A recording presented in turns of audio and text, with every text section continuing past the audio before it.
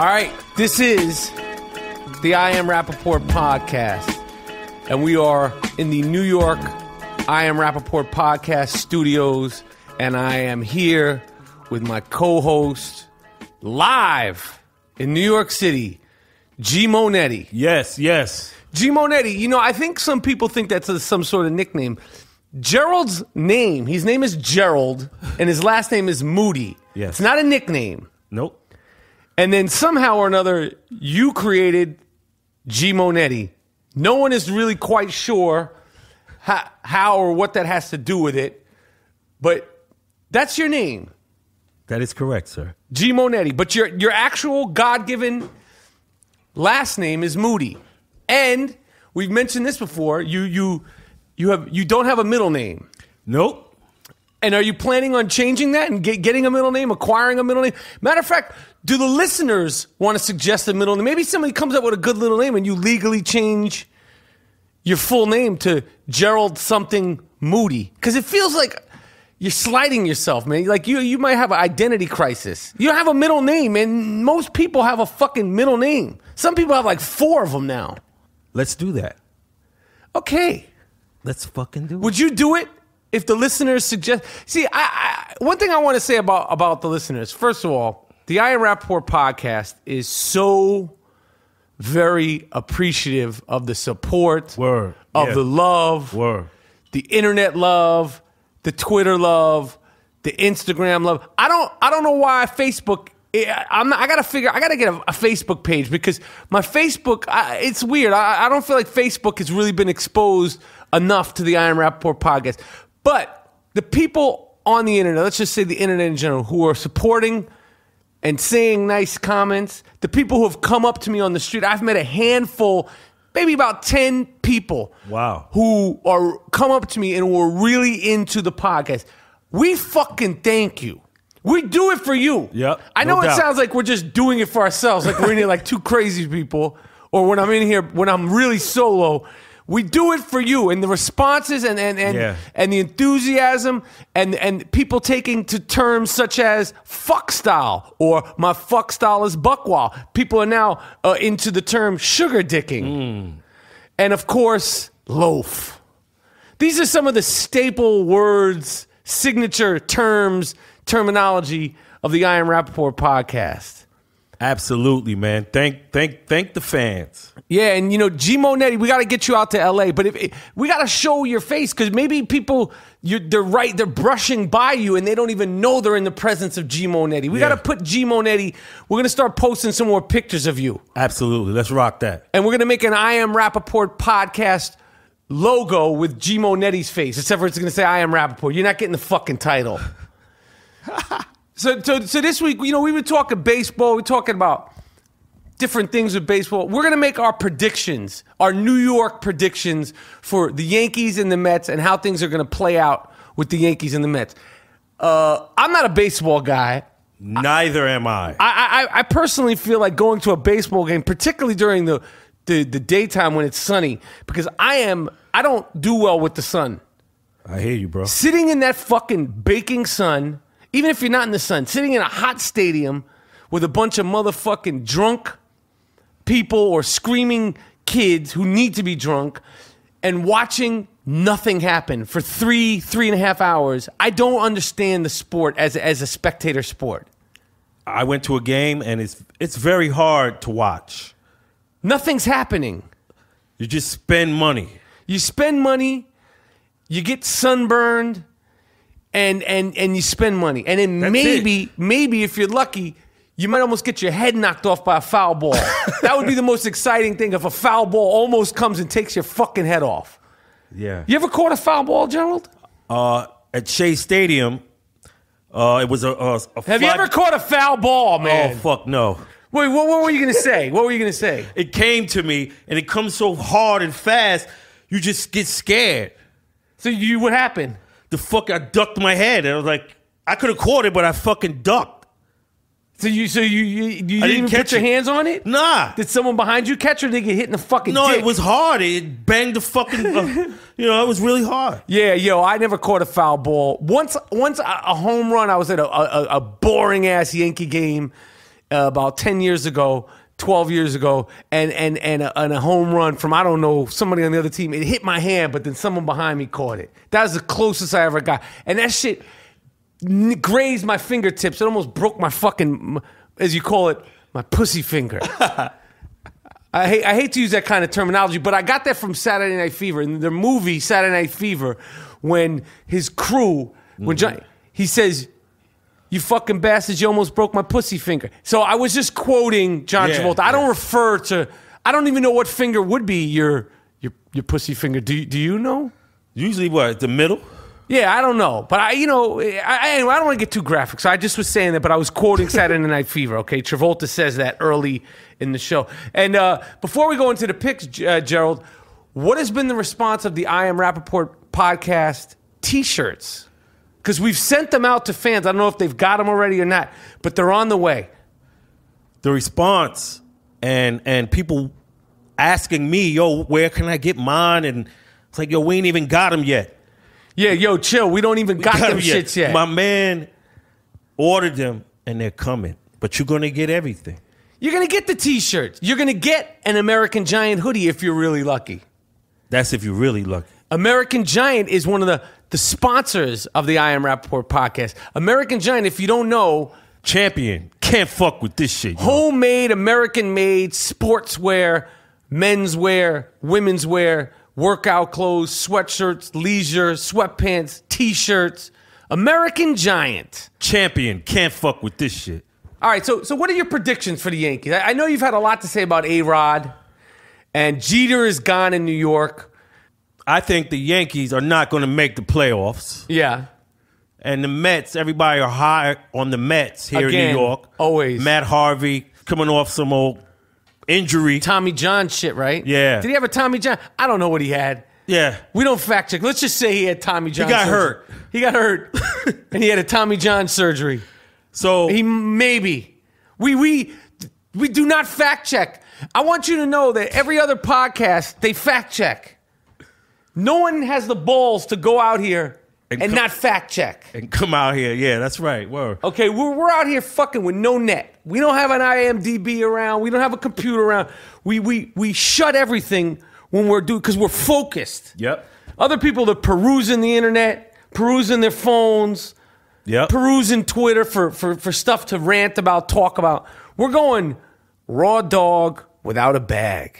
Off the top of the dome. The dome piece. Okay, this is a podcast that is raw dog without a bag. Okay, so go ahead. What is your the Mets? The fan base are upset. Yeah, with the direction of the team. Yeah, they put up a billboard in Flushing, right by the stadium. Yeah, castigating the owners, saying, "You gotta leave." Remember, the slogan was, "You gotta believe." Damn. Now they talking Saul, Fred, and Jeff Wilpon. Yeah. You gotta go. Yeah. Sell the team. That's what another billboard says in Queens. So they're not too happy about. Describe the mentality of people from Queens. Queens is a working class borough. You know, is there an elite part of Queens? Like, is there what part is super elite? College Point. Okay, that's right. But in general, Queens is a working class community. Yes. The Mets fans are different than Yankee fans. I'm trying to articulate this to people outside of New York. It's like, in a nutshell, you would say the Yankee fans are the high, like the sort of ritzy ditzy. Although they're not, because they're not all that in terms of like. But the Mets fans are like more like a working class. It's Queens. It's nothing flashy about Queens. I'm not dissing Queens, but there's beautiful. It's an eclectic melting pot. It really exemplifies New York. So I feel like New Yorkers are the ones who love the Mets. Like, everybody loves the Yankees outside of New York. They're loved or they're hated. But like, you don't have people from, like, let's say Minnesota going, "I fucking love the Mets." Mm-hmm. They might say, there's something about the Yankees, I just fucking love them. Like LeBron James, he says he's always been a Yankee. Like, there's like the Dallas Cowboys, like there's something about them, you love them. They're America's team. Mets are a fucking shit show. And they've been a shit show for years. For years. So make your prediction, Moody. I have them not making the playoffs. I think the Los Angeles Dodgers, my home away from home, Oh shit. are gonna finally get over the hump. And that's my prediction is the Dodgers. And what is your prediction specifically on the season of ARod, Gerald? I think he's going to limp away from the game. Uh-huh. That's what I think. You think that he's going to wind up what? Getting hurt. And that'll be it. Unfortunately, I think that's what's going to happen too. Everything is all good in spring training. But what's going to happen when you come to Yankee Stadium at the plate and you strike out? Man. Right? That is going to happen. Can you believe Derek fucking Jeter's not playing baseball anymore? It's pretty bugged out. Like, I'm not even a baseball fan, and I'm like, damn, Jeter's out. Jeter. The era is gone. It's over. Now, you want to talk about a guy whose fuck style is buckwild? You want to talk about a guy whose fuck game is insane? Derek Jeter is. Listen. Yo, he did it. He is the best motherfucker. He's the best of all time. He never got no baby mama shit. And Derek all Jeter that. has no baby mamas. He didn't get married. I'm not condoning marriage. He knew I cannot get married while I'm playing for the Yankees. He knew he was going to be sugar dicking too many pieces around town. The Upper East Side, the West Side, the Lower East Side, Soho, Tribeca, Jersey, Connecticut. He knew. Miami. Derek Jeter was, and the beauty about what happened with Derek Jeter is when he first came, it wasn't the cell phone age. So when he first got here 20-something years ago, he was putting it down. And what we mean, people, if you're like, what the fuck are they talking about? We're saying Derek Jeter is a cocksman. Derek Jeter is a stickman. The same way Sylvester Stallone told me that Burgess Meredith, who played Mickey in the Rocky films, he said, you know he was one of the great stickmans of all time, right? I was like, he said that about Burgess Meredith. What? Burgess Meredith was a stickman in his day. His words, Stallone's words. He said, Burgess Meredith, you know he was one of the great stickmans. When I was doing Copland. Damn, he said that to me. That's a nice story, man. That's a nice story. Sylvester Stallone told me that, Burgess Meredith. So we're saying like that. And you're like, well, that's a weird one to bring up. I'm saying, you don't know who's doing it. But some of the famous stickmen, Warren Beatty, George Clooney, Jack Nicholson, notorious stickman, Jim Brown, Slaughter.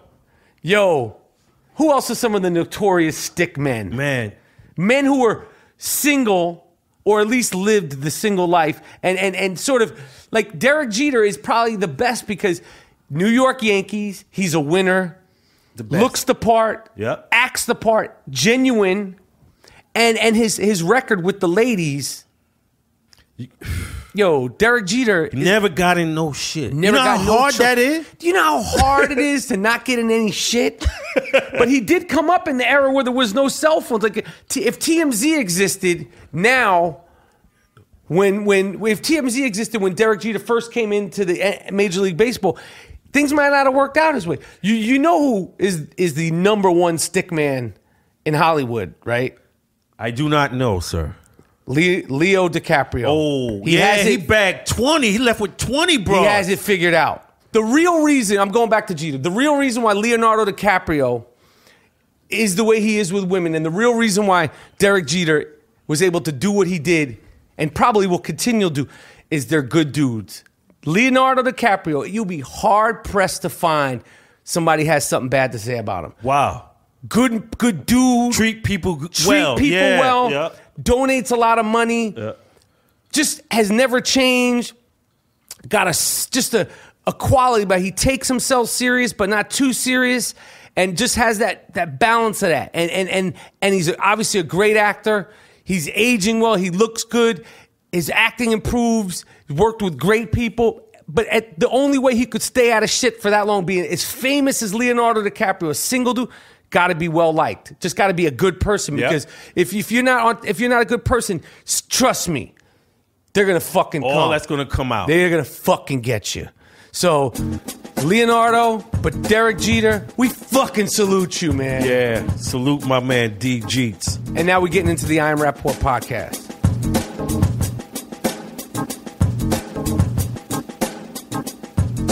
It's the I Am Rapaport podcast. We're doing it big. So what about what? Your boy? Who? Sammy Sosa.